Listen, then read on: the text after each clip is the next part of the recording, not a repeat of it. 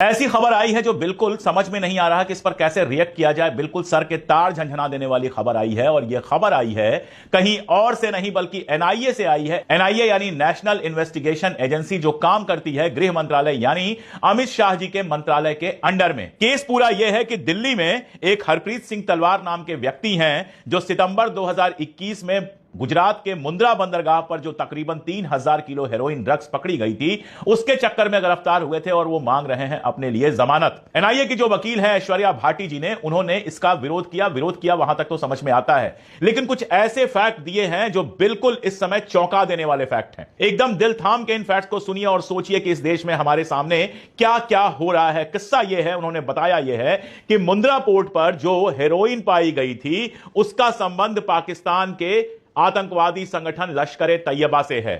इस हेरोइन से जो पैसा मिला था, उस पैसे का इस्तेमाल आतंकवादियों की भर्ती और हथियार वगैरह खरीदने के लिए किया गया था। अब लश्कर ए तैयबा के बारे में हम बरसों से सुन रहे हैं। जो कश्मीर में आतंकवाद है उसमें लश्कर ए तैयबा का बहुत बड़ा रोल है, लेकिन अभी यह इतनी बड़ी खबर क्यों बन गई है? क्योंकि अभी पहलगाम में जो हमला हुआ जिसमें 26 मासूम लोग हमारे मारे गए हैं, उसमें नाम आया है टीआरएफ का। द रेजिस्टेंस फ्रंट अपने आप को कहते हैं, ये इनका नाम आया है। और टीआरएफ क्या है? टीआरएफ लश्कर ए तैयबा का ही संगठन है। यानी ये पूरी कहानी जरा जोड़िए। लश्कर ए तैयबा का संगठन टीआरएफ पहलगाम के अंदर हमारे 26 लोगों को मारता है, पूरे देश में तमाशा चल रहा है। यानी इस पूरी कहानी को जोड़िए। टीआरएफ जो लश्कर ए तैयबा का संगठन है, वो पहलगाम के अंदर बैसरण घाटी में हमारे 26 मासूम लोगों के ऊपर आतंकवादी हमला करता है, उनको जान से मार देता है।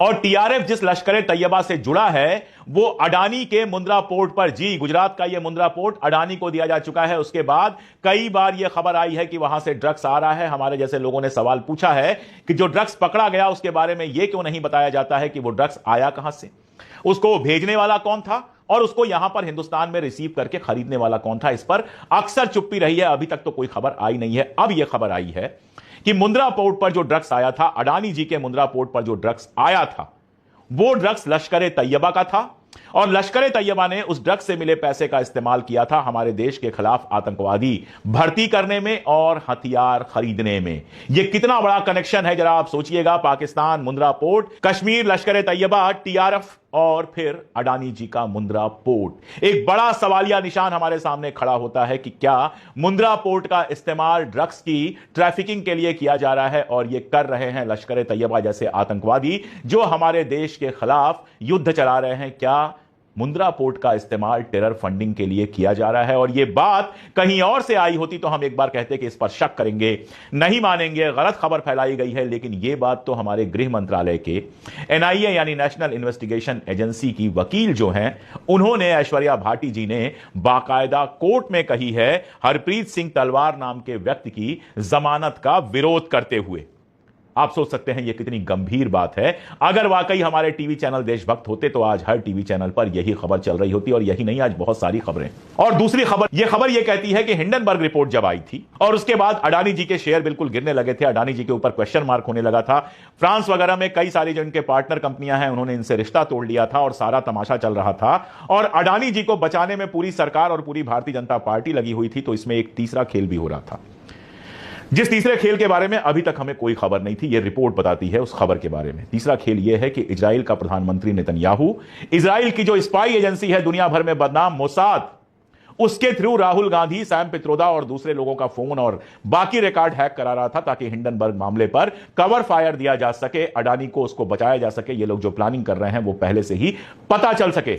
अब आप देखिए, मामला देश का है, अडानी इस देश का, राहुल गांधी इस देश के विपक्ष के नेता।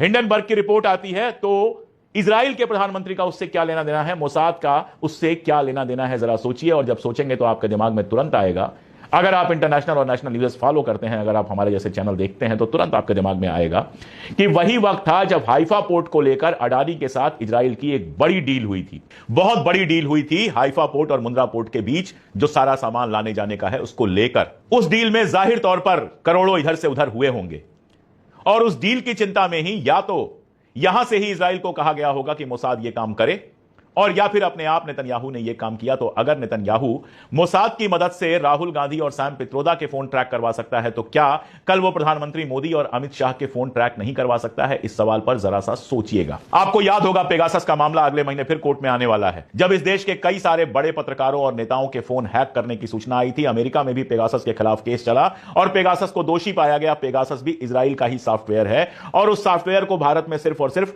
भारत सरकार खरीद सकती है। कोई प्राइवेट इंडिविजुअल कितना भी पैसा दे पेगासस नहीं खरीद सकता है। और पेगासस से यह सामने आया था कि राहुल गांधी और तमाम लोगों के फोन ट्रैक किए जा रहे थे।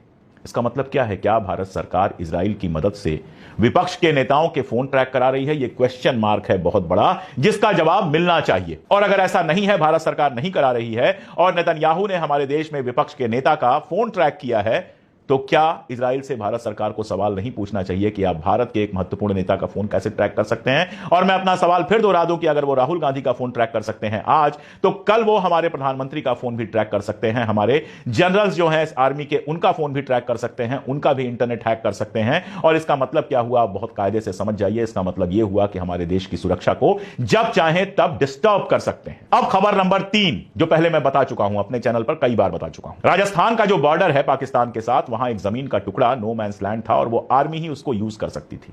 उसका यूजेस बदला गया और उठाकर दे दिया गया अडानी को। यह खबर हिंदुस्तान के अखबारों में भी छपी थी और यह खबर इंटरनेशनल अखबारों में भी छपी थी कि जो जमीन का टुकड़ा भारत की सुरक्षा के लिए जरूरी था, जिसको आर्मी यह समझती थी कि किसी भी प्राइवेट इंडिविजुअल के पास नहीं जाना चाहिए वरना भारत की सुरक्षा खतरे में पड़ सकती है, वो जमीन का टुकड़ा उठाकर दे दिया गया अडानी को अपनी एनर्जी कंपनी डालने के लिए। यह देश की सुरक्षा के साथ खिलवाड़ है कि नहीं? यह खबर तो छोटी सी है, जो आप अच्छी तरह से जानते हैं कि अयोध्या में आर्मी की जमीन इसी तरह से अडानी, रामदेव और इस तरह के लोगों को दी जा चुकी है। यह सब आपको खतरनाक नहीं लगता?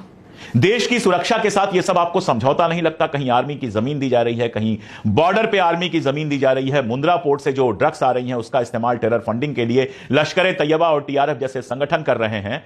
हिंडनबर्ग की रिपोर्ट पर अडानी को बचाने के लिए मोसाद जो है वह हमारे विपक्षी नेताओं का फोन ट्रैक कर रहा है। यह सब आपको बेहद खतरनाक नहीं लगता?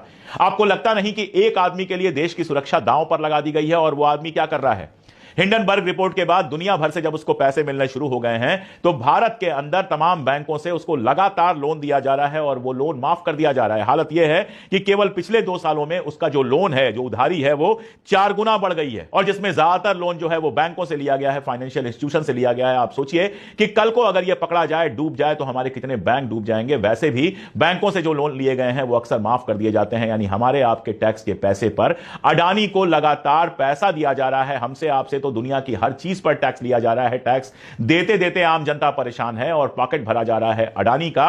अडानी के मुंद्रा पोर्ट पे ड्रग्स आ रही हैं, जिन ड्रग्स का इस्तेमाल किया जा रहा है टेरर फंडिंग के लिए, और क्या क्या हो रहा है जो मैंने आपको बताया, उसको जमीनें दी जा रही हैं वगैरह वगैरह वगैरह। यहां तक कि इजराइल के मोसाद एजेंसी जो है उसको बचाने के लिए राहुल गांधी जैसे नेताओं का फोन ट्रैक कर रही है। देश में हो क्या रहा है जरा आप सोचिएगा।